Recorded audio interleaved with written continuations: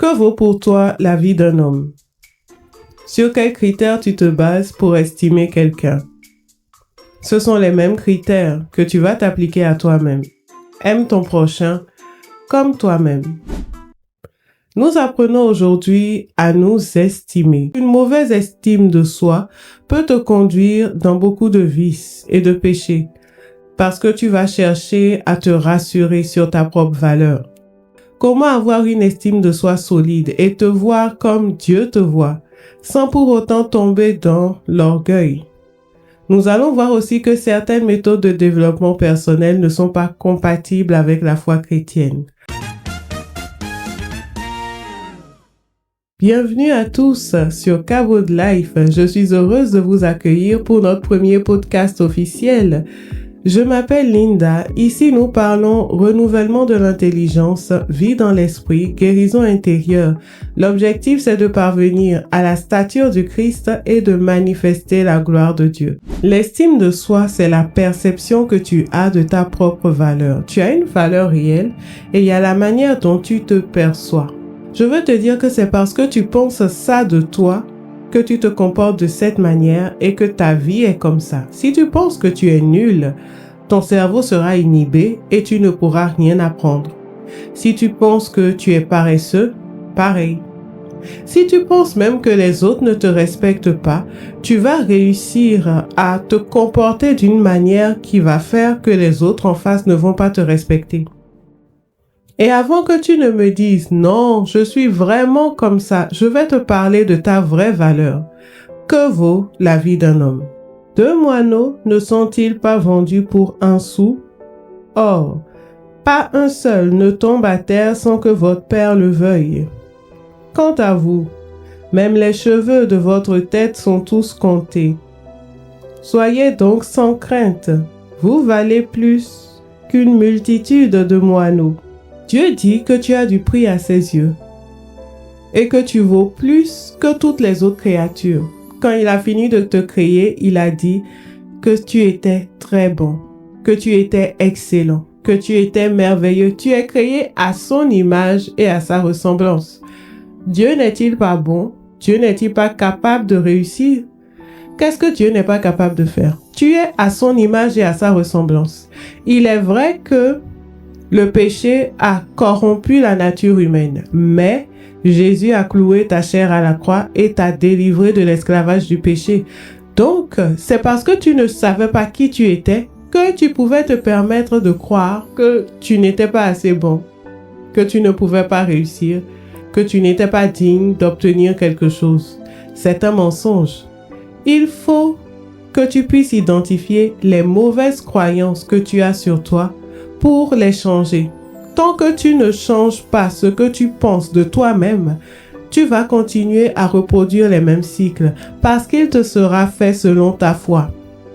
Un type de mauvais critère, de mauvaise croyance à éradiquer, c'est le fait d'associer son estime de soi, sa valeur, à ce qu'on a accompli, à ce qu'on a réalisé. Si tu dis parce que je n'ai pas de travail, parce que je n'ai pas de famille, parce que je n'ai pas d'enfant, je vaux moins que quelqu'un qui en a. Ça suppose que lorsque tu en auras, tu vas estimer que tu vaux plus que quelqu'un qui n'en a pas. La vérité, c'est que le monde va sans doute te juger comme ça.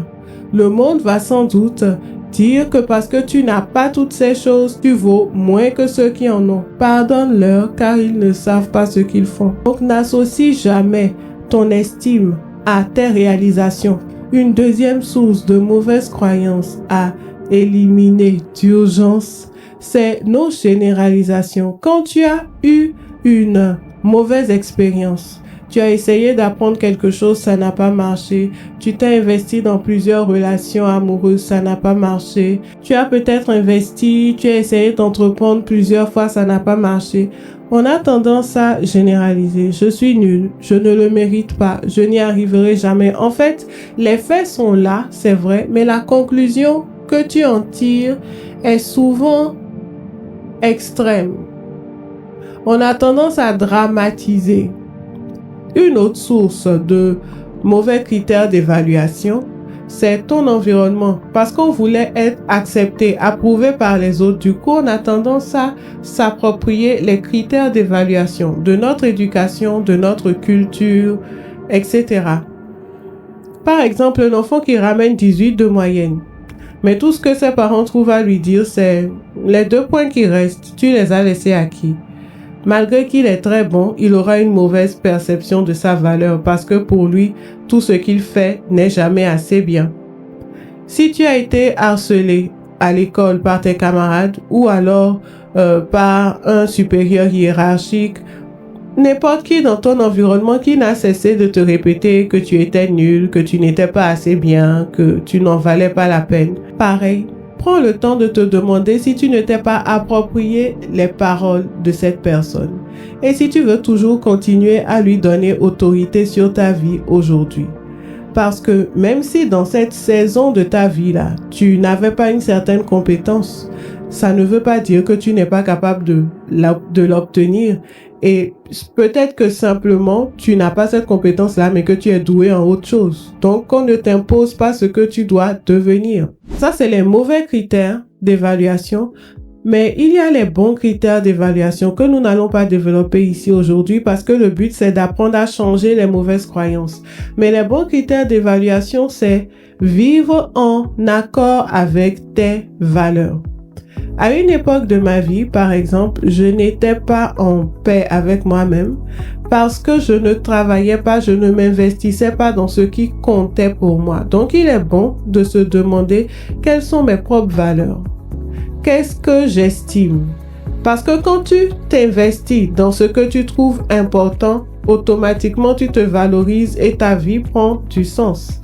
J'étais plus quelqu'un qui aimait travailler sur l'humain, aider les autres, que ce soit dans l'humanitaire, que ce soit la psychologie. J'étais passionnée de tout ça, mais on se demande pourquoi je ne me suis pas orientée vers ce type de formation, donc je n'étais pas dans ce type de métier. Et du coup, quels que soient les résultats extérieurs, je ne pouvais pas les valoriser parce que ça ne correspondait pas à mes priorités humaines. Donc, pour avoir un vrai sentiment de réussite et d'accomplissement, il faut vivre surtout en accord avec ses propres valeurs. Si tu es dans un système où on te fait faire ce que tu n'aimes pas, ce que tu ne juges pas bien, automatiquement tu auras une mauvaise estime de toi. Donc ça, c'est un autre aspect qu'on va peut-être développer une autre fois. Mais aujourd'hui, quand tu as fait le point de toutes les croyances, de tous les critères qui te font penser que tu n'es pas assez bien, tu n'es pas capable de réussir, tu ne peux pas y arriver, tu ne mérites pas telle chose, on va voir comment changer ces croyances. Mais avant tout, quelle est la méthode pour changer les croyances que tu as sur toi-même? Parce qu'il y en a plusieurs là-bas dehors. Je voulais faire cette petite parenthèse sur le développement personnel parce qu'il y a tellement de méthodes. Mais le chrétien doit faire attention. Certaines méthodes vont te dire de déclarer que tu es Dieu, mais en dehors de Dieu. Pas que tu es fils de Dieu, que tu es Dieu tout seul. Que tu es capable de tout, que tu n'as pas de limites. En fait, le but, c'est l'exaltation de soi. Le chrétien ne recherche pas une très haute estime de lui-même. Ça, c'est de l'orgueil. La très haute estime de soi-même, c'est de l'orgueil. C'est une mauvaise perception de sa valeur vis-à-vis de Dieu et vis-à-vis des autres. Par contre, le chrétien va rechercher une bonne estime de lui-même. Et la juste estime de soi, c'est l'humilité. Il y a une différence entre vouloir être exalté et vouloir avoir la juste estime de soi. Donc, tout ce qui va te demander de penser que tu peux y arriver tout seul, qu'il faut que tu comptes sur toi-même, n'est pas conforme à la parole de Dieu. Sans le savoir, ça va te déconnecter. Et l'orgueil, c'est pas seulement être arrogant. L'orgueil peut être très subtil. On va l'aborder rapidement à la fin. Mais il faut savoir que discerner tout ce que tu acceptes de croire sur toi-même sous prétexte de vouloir améliorer ton estime de soi. Nous voulons nous voir comme Dieu nous voit et pas autrement. Comment faire en sorte de renouveler son intelligence par la parole de Dieu? On va prendre une image, c'est comme à l'école. Quand on te donne un nouveau théorème, Pythagore ou Thalès, je sais, ça te rappelle de bons souvenirs. Au départ, tu ne connaissais pas le théorème, tu ne le comprenais pas. Mais tu savais que dans ce théorème, il y avait des solutions à plusieurs problèmes et qu'il fallait que tu t'exerces pour apprendre à l'utiliser pour résoudre des problèmes. C'est pareil avec la parole de Dieu. La parole de Dieu est la vérité. On ne la remet pas en question. Que tu te sentes capable de faire ce qu'elle dit ou pas, que tu te sentes en accord avec ce qu'elle dit ou pas, que cela représente la réalité dans laquelle tu es ou pas, la parole de Dieu est la vérité. Maintenant, comment faire en sorte que la vérité qu'elle est devienne toi ta réalité? La parole est esprit et vie. Donc, elle a en elle le potentiel, la capacité, la vie de Dieu pour transformer ta réalité et faire conformer ta réalité à la vérité de la parole. Il faut savoir que comme tu devais t'exercer à l'école, tu as un travail d'alignement à faire pour que la vérité de la parole devienne ta réalité. Quel est ce travail d'alignement? C'est ce que Dieu conseille à Josué. Médite cette parole jour et nuit, qu'elle ne s'éloigne pas de tes lèvres. Méditer, ça veut dire que tu vas devoir y penser. Ça veut dire que tu vas devoir réfléchir, rassembler tous les passages qui vont parler du thème sur lequel tu veux travailler et penser, essayer de comprendre par le Saint-Esprit ce que la parole veut dire, les principes que Dieu est en train de communiquer. Une fois que tu as tiré les principes, tu peux aller plus loin en écoutant des enseignements qui parlent du même thème. Une fois que tu as compris ce que la parole véhicule comme message, la révélation contenue dans cette parole, la deuxième étape, c'est que tu vas devoir déclarer. Tu vas écrire des déclarations personnalisées avec ton nom, avec ta situation, ce que cette parole-là dit. Pour toi concrètement, dans ta situation, qu'est-ce que ça veut dire? Tu écris ta nouvelle réalité, ce que tu veux voir advenir en accord avec cette parole. Médite-la jour et nuit, qu'elle ne s'éloigne pas de tes lèvres. Tu vas devoir déclarer cette nouvelle réalité. Parce que tu as souvent entendu que tu n'étais pas assez bien, que tu avais tel défaut.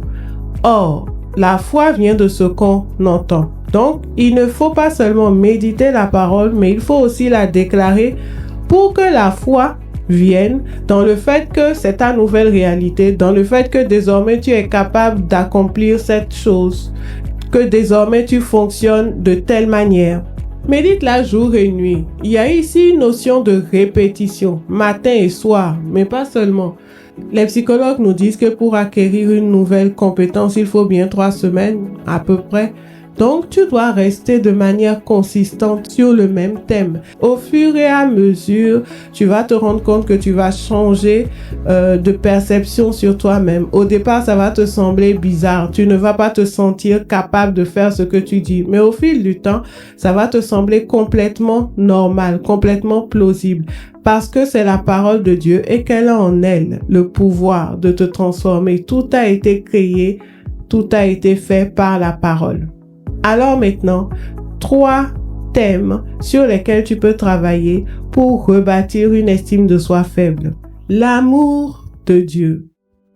Pour sortir de toutes nos mauvaises expériences avec les autres qui nous ont fait penser peut-être qu'on n'était pas assez bien. Si tu as la peur du rejet, tu as souvent l'impression que les autres ne vont pas m'aimer, les autres me trahissent, les autres ne m'acceptent pas. Il va falloir que tu travailles sur l'amour inconditionnel de Dieu pour toi. Je ne parle pas ici du pardon qui est un prérequis, je t'en prie, pour réussir à guérir de tes mauvaises expériences. Mais si on rentre dans ça, on va s'embrouiller. Donc, je considère que tu as déjà pardonné, mais que tu essayes de te relever de ces mauvaises expériences. Avant tout, il va falloir que tu fasses le deuil de cette illusion que tout le monde va t'aimer. Je suis désolée, ce ne sera pas possible. Si tu veux être libre, accepte la liberté des autres, de ne pas t'apprécier, de ne pas supporter même ce que tu représentes. Ils ont leurs problèmes, ils ont leurs histoires, ils ont les valeurs dans lesquelles ils ont été éduqués. laisse-les. Ils sont libres. Il ne faut pas que ça te blesse. Je suis d'accord qu'il n'est jamais facile d'essuyer du rejet, mais que ça ne te blesse pas. Si tu mets l'amour des hommes avant l'amour de Dieu, c'est que c'est les hommes qui sont devenus ton idole. Homme grand H, je veux dire. Tu ne peux pas, parce que certaines personnes vont dire, oui, Dieu m'aime, mais les autres ne m'aiment pas. C'est Dieu qui est important d'abord. Une fois que tu seras conscient, rassuré que Dieu t'aime, tu vas voir que tu vas attirer des personnes qui vont t'accepter pour qui tu es. Arrête de poursuivre des gens qui ne peuvent pas t'aimer. Parfois même tes propres parents ne peuvent pas t'aimer parce que on ne peut donner que ce qu'on a. Et s'ils n'ont pas été aimés, s'ils ont leurs propres problèmes, ils ne pourront pas t'aimer. Je suis désolée, mais il faut que tu fasses le deuil de ça. Quelqu'un qui te rejette, ça ne dit rien sur toi. Ça dit quelque chose sur les limites de cette personne. Laisse-le en paix. Donc, l'amour de Dieu pour toi, il va falloir que tu t'enracines. Soyez enracinés dans l'amour de Dieu. Et je vais te dire, c'est merveilleux. Tu prends tous les passages qui expliquent le trésor que tu es aux yeux de Dieu. Tu es la prunelle de ses yeux. Il a pour toi un amour éternel. Ton nom est gravé dans la paume de ses mains. Pour toi, il donne des nations tellement tu es cher. Même si ton père ou ta mère t'abandonne, même si tes amis t'abandonnent, Dieu, lui, ne t'abandonnera jamais. Prends tous les passages, prends ceux qui te touchent le plus. Mets ton nom et déclare. Déclare que tu expérimentes cet amour. Déclare que tu vis cet amour tous les jours. Déclare que cet amour se renouvelle. Tu vas te rendre compte que, avant même 2 semaines, tu vas te sentir une princesse ou un prince. Deuxième point, la justification. Parce qu'on peut savoir que Dieu nous aime et toujours ne pas nous aimer nous-mêmes parce qu'on est imparfait. Et la vérité, c'est que tu es imparfait. Je suis d'accord avec toi. Tu es une créature merveilleuse mais imparfaite. Car tous sont péchés et sont privés de la gloire de Dieu. Si nous disons que nous n'avons pas péché, la vérité n'est pas en nous. Oui, tu es imparfait. Oui, tu as fait des erreurs. Mais une fois que tu t'es repenti et que Dieu t'a pardonné, pardonne-toi aussi. T'accepter, c'est comprendre que Dieu fait une différence entre le pécheur et son péché. Dieu aime le pécheur, il déteste le péché. Donc tu peux ne pas aimer les actes que tu as faits et tu as raison, mais il faut que tu sois capable de t'aimer quand même et de savoir que comme tu es une créature merveilleuse, tu vas évoluer vers le mieux. Troisième point, en fait, c'est vaste, hein? C'est tout le reste. Travailler sur tes capacités. Si par exemple tu es dans un défi et que tu as souvent l'impression que tu ne vas pas y arriver, tout est possible à celui qui croit. Ceux qui connaissent leur Dieu feront des exploits. Si Dieu est pour nous, qui sera contre nous? Je puis tout en celui qui me fortifie. Il y en a tellement pour t'aider à comprendre que tu n'es pas seul, que tu ne comptes pas sur toi seul. Et c'est d'ailleurs la différence avec l'exaltation de soi. Nous tirons et nous avons accès à la toute puissance de Dieu lorsque nous nous soumettons à lui. Et nous ne comptons pas uniquement sur nos propres forces. Ensuite, tu auras sans doute besoin d'acquérir de nouvelles compétences, de te lancer dans de nouveaux projets. Alors, il faut que tu aies confiance en ta capacité à le faire. Regarde toutes les vertus qui t'ont manqué par le passé. La patience, la diligence, la résilience, tout ce sur quoi tu dois travailler pour surmonter les défis du passé. Si par exemple tu as tendance à te décourager, ceux qui comptent sur le Seigneur renouvellent leur force. Ou alors nous n'avons pas reçu un esprit de peur mais un esprit de force. Tous ces passages qui vont te dire que la force de Dieu est en toi et que tu vas jusqu'au bout. Mais j'aimerais mettre ceci maintenant en gros, en gras et en italique, s'il te plaît. C'est ne travaille pas seulement sur des valeurs ou des vertus qui vont te permettre d'exceller dans ta vie physique. Ce qui est né de la chair est chair, ce qui est né de l'esprit est esprit. Tu es fils de Dieu. Le surnaturel devrait être ton quotidien. Et tant que nous ne serons pas capables de nous voir comme Dieu nous voit et de manifester la dimension spirituelle de notre vie, nous allons échouer. Oui, parce que ce monde est spirituel et que Dieu ne nous a pas donné le pouvoir d'être enfant de Dieu pour le plaisir. C'est parce qu'il sait qu'il y a un ennemi qui rôde et que nous aurons besoin de toutes ces ressources pour nous en sortir. Donc, si tu choisis d'ignorer les charismes que Dieu t'a donnés, l'autorité spirituelle, l'onction, tu risques d'être surpris, d'être étonné, d'avoir des problèmes. Dieu dit à Moïse, frappe la mer, ne crie pas vers moi. Quand Dieu t'a donné l'autorité, tu auras beau crier vers lui, il va dire, c'est à toi de frapper. Parle à cette montagne, mais on ne parle pas à la montagne n'importe comment. Il faut comprendre les principes spirituels avec lesquels on parle à la montagne. Donc, ta position en Christ, tu es assis dans les lieux élevés. Tous les esprits qui sont sous les pieds du Christ sont sous tes pieds. Mais si tu ne fais que lire et commencer à déclarer, ça ne marchera pas. La partie de la méditation est très importante pour que tu comprennes et que l'Esprit Saint te révèle à toi-même, t'explique à toi-même ce que ça veut dire. Donc, prends le temps dans ta routine, que ce soit tous les mois, tous les 3 mois, de travailler sur certaines notions de ton identité de chrétien. Ça ne se fera pas tout seul, mais si tu ne le fais pas, parlons maintenant de l'orgueil vis-à-vis de Dieu, l'orgueil vis-à-vis des hommes. C'est un sujet vaste, mais ici, je veux juste mettre l'orgueil en perspective par rapport à l'estime de soi. L'orgueil vis-à-vis de Dieu. On va prendre 2 exemples, 2 dispositions de cœur. Une qui montre l'orgueil, l'autre qui montre l'humilité. Nabuchodonosor, Jésus. Je sais, c'est un grand écart. Nabuchodonosor est ce roi que Dieu a sanctionné pour s'être pris pour Dieu, pour avoir été arrogant vis-à-vis de Dieu, alors qu'en réalité, Nabuchodonosor avait toutes les raisons de penser qu'il avait réussi sans Dieu. C'est un roi païen, il n'a jamais prié, au contraire, il a des idoles.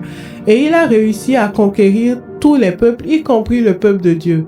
Donc, humainement, il a raison de penser qu'il est plus fort que Dieu ou que ses idoles sont plus fortes que Dieu et de ne pas respecter Dieu. Mais quand tu lis le livre de Jérémie, tu te rends compte que s'il a réussi, c'est parce que Dieu l'avait permis. Parce que le peuple de Dieu et les autres peuples aux alentours ont tellement péché que c'est l'Ancien Testament et le châtiment de leur faute, c'est qu'ils devaient aller en déportation. Donc, lui, il croit qu'il vient et qu'il réussit par ses propres forces à battre tout le monde, mais il ne sait pas qu'il y a quelqu'un qui est assis sur le trône et qui gère tout. À chaque fois que tu as l'impression que tu as réussi par toi-même, que tu crois en Dieu ou que tu ne crois pas, en réalité, il y a quelqu'un qui est assis sur le trône et qui gère tout. Que ce soit bon, que ce soit mauvais, s'il ne permet pas, ça n'arrivera pas. Donc, il faut avoir cette disposition de cœur de toujours remettre la gloire à Dieu. Jésus dit, sans moi, vous ne pouvez rien faire. Mais parfois, on oublie. Et on a l'impression qu'on peut gérer certaines choses sans lui, qu'on peut se permettre certaines choses sans lui. Oh, on va garder la prière pour les choses importantes. Les autres choses, on peut gérer. C'est une mauvaise perception de qui tu es. Tu ne peux pas gérer sans lui. Le fait de n'avoir pas aussi une bonne perception de la grandeur, de la majesté, de la sainteté de Dieu, fait que parfois on manque de crainte de Dieu. Je ne parle pas de peur, mais je parle de respect. Quand tu vois à quel point il est grand, tu vas pas te permettre de remettre en question ses décisions, de dire que tu es fâché contre lui, que d'ailleurs tu ne pries pas. Tu fais de mal à qui? Je ne dis pas tu es fatigué ou tu n'as pas envie de prier. Je dis que tu dis que parce que toi tu es fâché, tu ne pries pas. Tu fais du mal à qui? En fait, tout ça c'est de l'orgueil vis-à-vis de Dieu parce que tu as une mauvaise perception de ta valeur. Tu ne sais pas que tu es insignifiant et que c'est par amour qu'il t'a élevé au rang de fils de Dieu. Une attitude d'humilité maintenant, c'est Jésus. Voilà quelqu'un qui par lui tout a été fait, sans lui rien n'a été fait et qui accepte de venir dans la posture d'une créature, bébé en plus, donc dépendant des soins des hommes aussi imparfaits et imprévisibles qu'ils sont. Juste le fait de son incarnation, c'était déjà un abaissement. Si ça avait été moi, sans la grâce de Dieu, mais sans une très grande grâce de Dieu, je n'aurais sans doute pas dit, car Dieu a tant aimé le monde qu'il a donné son Fils unique pour que quiconque croit en lui soit sauvé.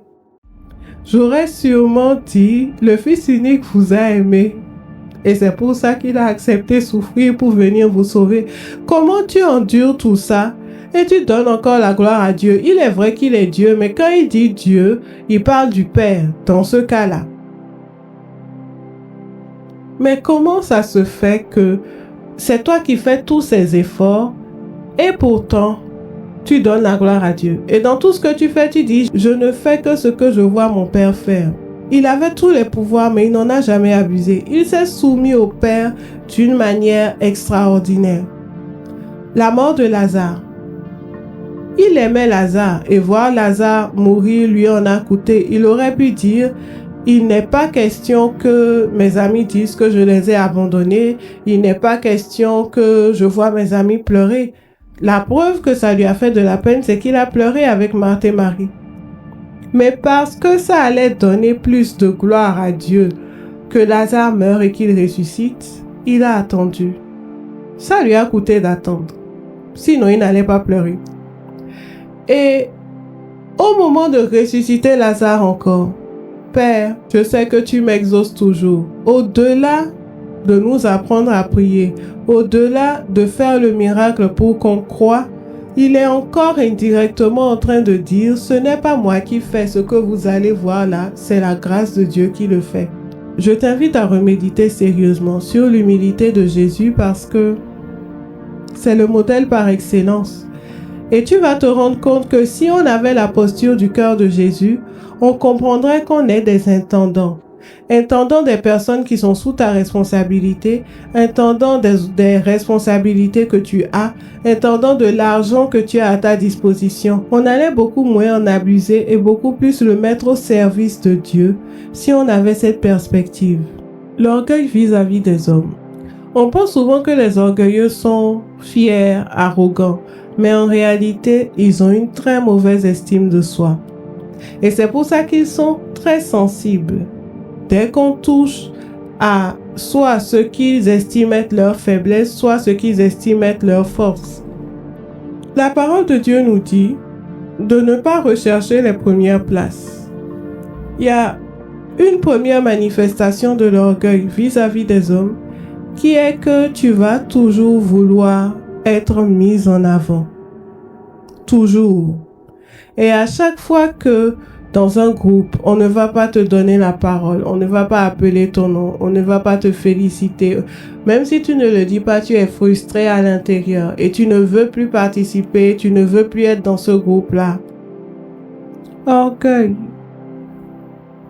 Une autre manifestation de l'orgueil, c'est l'esprit de rivalité. Et ça commence petit à petit. D'abord par la comparaison. Dis-moi. On est entre nous et puis on sait maintenant que tu es une créature merveilleuse. Donc on peut se dire la vérité sans se blesser. Dis-moi, quand tu te compares aux autres là, c'est dans quel but? Ça suppose que tu espères que les autres avec qui tu te compares soient moins que toi, aient moins réussi que toi. C'est ça l'amour du prochain. Philippiens 2, 3. Ne faites rien par esprit de rivalité ou par vaine gloire, mais regardez les autres comme étant supérieurs à vous. L'esprit de rivalité, c'est le niveau supérieur de la comparaison. Je connaissais quelqu'un avec qui j'ai travaillé à une époque et elle m'épatait parce que autant elle s'investissait dans l'entreprise, mais elle trouvait des idées, elle ne ménageait pas son temps. Mais autant elle était capable de détruire les projets de la même entreprise si c'est quelqu'un d'autre qui les faisait. Si l'idée ne venait pas d'elle, si elle n'allait pas être mise en avant dans ce projet-là, elle allait le saboter complètement. Et j'étais toujours épatée de me dire, mais la même entreprise pour laquelle tu travailles, d'un autre côté, tu sabotes ces projets et ce que tu sabotes d'un côté, en fait, vient affecter ton travail. Donc, ça n'a pas de sens. L'esprit de rivalité. En fait, quand tu es pris par cet esprit, excuse-moi, mais tu vas devenir un Judas. Un Judas pour la destinée des autres, un Judas pour la vie des autres, un Judas pour le plan de Dieu parce que tu vas laisser le diable t'utiliser pour combattre la vie des autres. Et tu ne verras plus clair parce que tu es emporté par l'esprit de rivalité. quand l'idée n'est pas de toi, quand tu ne vas pas être, quand quelqu'un d'autre va être élevé par cette idée, tu es prêt à manigancer, à mentir, à critiquer, à faire de la résistance pour bloquer le projet. Hey! La vaine gloire. La vaine gloire, c'est quand tu es prêt à dépenser l'argent que tu n'as pas, investir le temps que tu n'as pas, pour une cause dans laquelle tu ne crois pas, juste parce que tu veux être admiré, loué, applaudi. Il y a des personnes qui vivent littéralement pour les applaudissements, pour les louanges, pour le regard des autres. Maintenant, considérer les autres comme supérieurs à nous, c'est prendre conscience que dans l'autre, il y a quelque chose que tu n'as pas. Surtout si Dieu vous a mis ensemble dans une équipe, dans une famille, il a quelque chose à t'apporter. Je pense à David. David est resté dans le désert à garder les troupeaux. Ce n'est pas une expérience que nous les hommes, on aurait pu valider, ni pour être roi, ni pour la guerre. Et Saül et les Philistins avaient de valeureux guerriers, mais celui qui avait David dans son équipe a remporté la guerre. David a fait la différence. Donc, toute personne qui est à côté de toi, c'est valable pour le couple aussi, parce que quand on a l'impression qu'on est plus spirituel, qu'on apporte plus financièrement, on peut, sans le savoir, rapidement mépriser les autres. Tu n'as pas besoin de le dire. Ça se voit dans le regard, ça se voit dans les attitudes. Si dans le cœur, tu n'arrives pas à voir quelque chose que la personne t'apporte, c'est que tu fais semblant. Reçois toute personne avec respect, avec dignité, quel que soit son statut, quelle que soit sa nature. Je prie maintenant que le Saint-Esprit t'aide à identifier toute croyance destructrice pour ta personne, pour ton identité, et surtout à renverser ces forteresses de manière à pouvoir être la meilleure version de toi-même. Si tu m'as suivi jusque-là, je tiens à te faire un gros bravo. Merci beaucoup. Surtout, n'hésite pas à t'abonner, à liker et à partager. On se retrouve très bientôt sur Cabot Life.